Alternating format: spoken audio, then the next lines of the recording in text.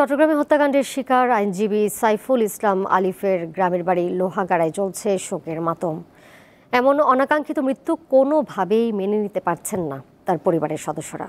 হত্যাকাণ্ডে জড়িতদের দ্রুত গ্রেপ্তার ও বিচারের দাবি জানিয়েছেন স্বজন ও স্থানীয়রা। ৩২ বছরের যুবক অ্যাডভোকেট আলিফকে হারিয়ে বাকরুদ্ধ তার পরিবার। আলিফের এমন মৃত্যু মানতে পারছেন না স্বজনরা। সন্তান সম্ভবা স্ত্রী তারিনের চোখে ঘোর অমানিসা।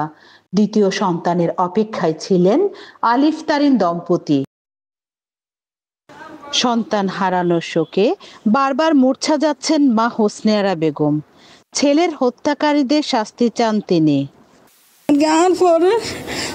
পঙ্গস নাইলে বলে ইডিন মারি তারপরে গলা দিয়ে তারপরে খাল কাটি বলি তারপরে গোস মার দিয়ে এনে রয়েছে বাজে সে জিগিন আমার বলার দিন আমি এসে পড়ছি আজ 2-3 দিনের বান্নায় দিয়ে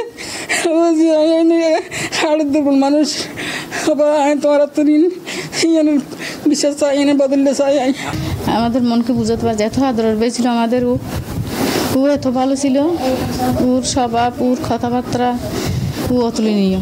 সরকারের কাছে আবেদন আমাদের বেঁকে যাবে মারছে ওভাবেই শাস্তি চাই। সাইফুল ইসলাম আলিফ ছাত্র জীবনে ছিলেন তুখোড় মেধাবী। লোহাগাড়ার আধুনগর ইসলামিয়া ফাজিল মাদ্রাসা থেকে জিপিএ 5 পেয়ে দাখিল পাশ করেছিলেন। চট্টগ্রাম সরকারি কলেজ থেকে উচ্চ মাধ্যমিক পরীক্ষায় উত্তীর্ণ হয়ে আন্তর্জাতিক ইসলামী বিশ্ববিদ্যালয় চট্টগ্রাম থেকে করেন এলএলবি পাস। এরপর নিজেকে আইন পেশায় নিযুক্ত করেন টকবগে এই যুবক। কিন্তু ভাগ্যের কি নির্মম পরিহাস, আইনজীবী হয়ে আলোর জ্যোতি ছড়িয়ে দেওয়ার আগে দুষ্কৃতিকারীদের হামলায় প্রাণ দিতে হলো তাকে। আলিফকে ভুলতে পারছেন না এলাকাবাসীও। সবার মুখে মুখে হতো আলিফের কর্মযোগ্য জীবনের উজ্জ্বল দৃষ্টান্তের গল্প। সাইফুল ইসলাম আলিফ ভাই ছিলেন অত্যন্ত সাদাসিধা এবং খুব নম্রভদ্র মানুষ। আমরা ওনার সাথে চলাফেরা করছি। উনি মানুষের সাথে খুব চলাফেরা শুরু করে ওনার ব্যক্তি জীবন ছিল অনেক সাদামাটা। হিন্দুদের যেটা ইসকন সংগঠন আছে এটার আমরা নিষিদ্ধ সদস্যরা যেভাবে হত্যা করেছে আমরা তার তীব্র নিন্দা প্রতিবাদ জানাচ্ছি।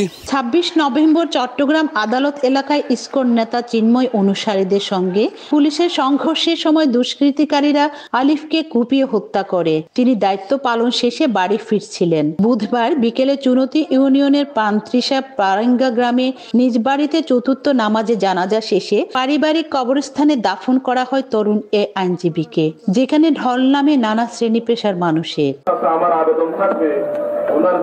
রুনা আনসারি, দীপ্ত সংবাদ, চট্টগ্রাম।